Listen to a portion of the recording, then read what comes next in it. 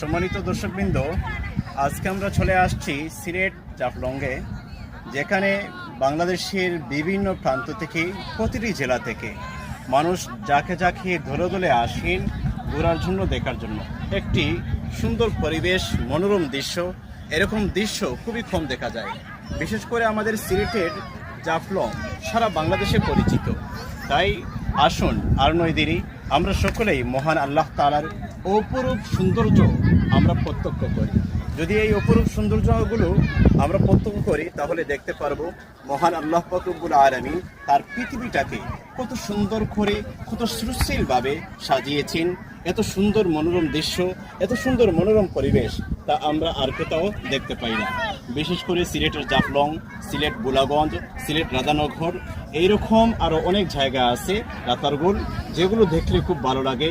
সিলেটের চা বাগান যেমন লালাখাল এবং খান বাগান, আরও অনেক বাগান রয়েছে শ্রীপুরে।